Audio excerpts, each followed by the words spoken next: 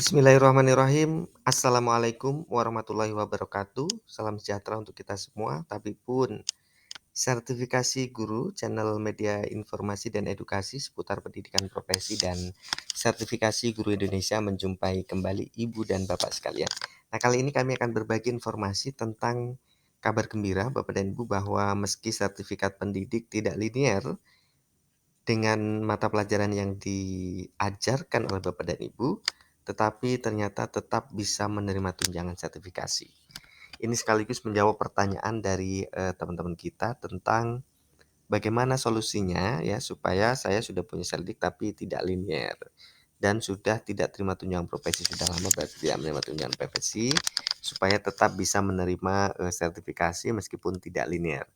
Kita akan telaah satu persatu ya Bapak dan Ibu, step by step. Pertama, bahwa sertifikat pendidik adalah amanah Undang-Undang Republik Indonesia Nomor 14 Tahun 2005 tentang guru dan dosen, di mana pada pasal 2 disebutkan bahwa guru mempunyai kedudukan sebagai tenaga profesional.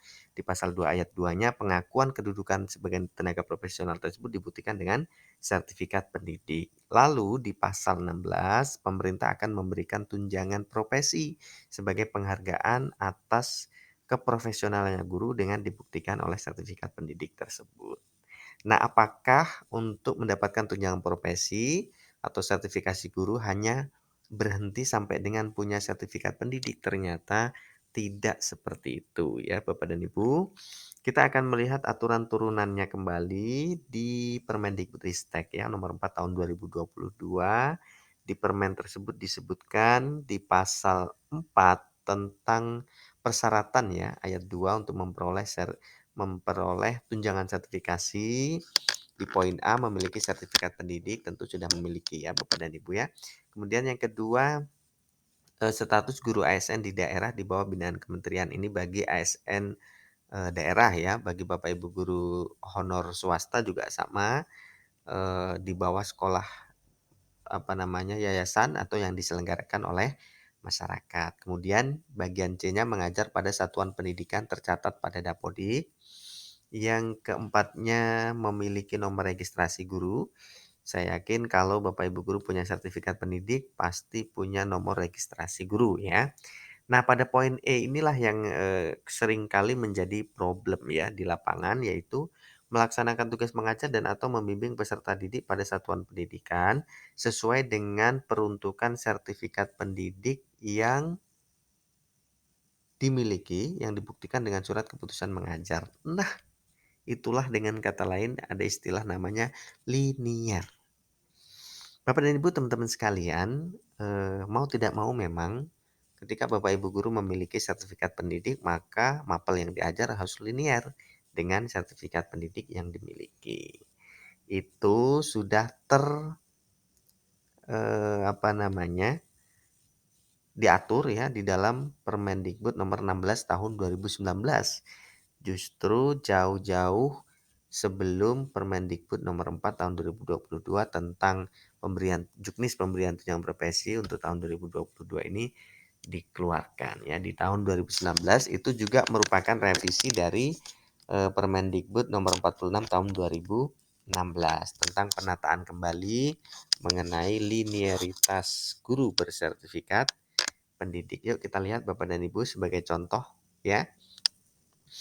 Misalkan Bapak Ibu guru kelas ya di sekolah dasar itu sertifikat pendidiknya kodenya 27 ya.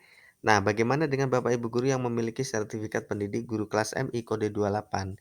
Itu linear dengan kode 27 ketika Bapak Ibu guru mengajar di MI pengen pindah ya mutasi ke sekolah SD misalnya begitu.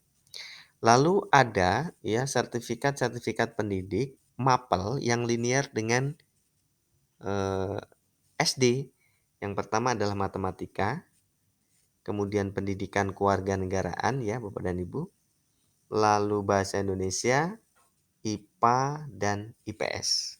Jadi ada 5 sertifikat pendidik mapel, tetapi ketika mengajar di SD dia otomatis linear. Jadi tidak perlu ada proses apapun begitu ya. Pokoknya langsung diakui bisa.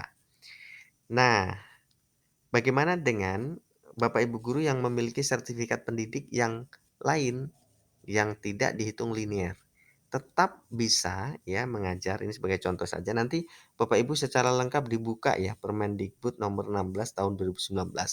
Karena lampirannya terlalu banyak untuk kita bahas satu persatu. Sebagai contoh lagi misalnya Bapak dan Ibu sertifikat pendidiknya bahasa Inggris.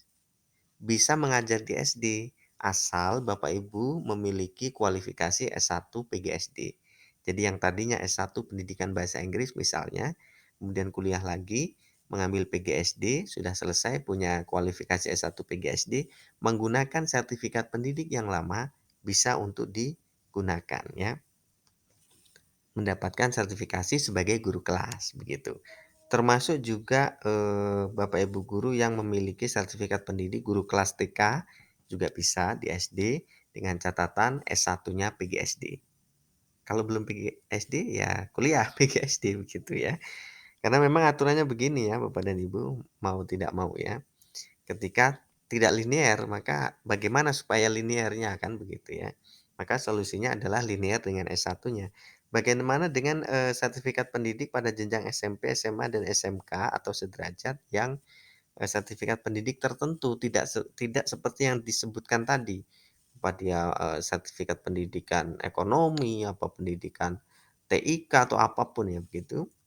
Ngajar di SD nih, bisa saja asal S1-nya adalah PGSD atau psikologi begitu ya.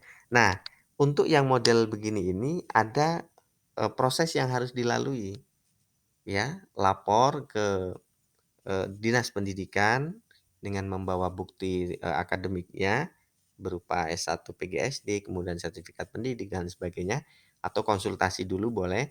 Nanti dari dinas akan mengajukan untuk perubahan kode sertifikat pendidik kepada LPTK penerbit sertifikat pendidik yang Bapak Ibu miliki melalui aplikasi yang memang sudah disiapkan oleh Kemendikbud konsorsium LPTK.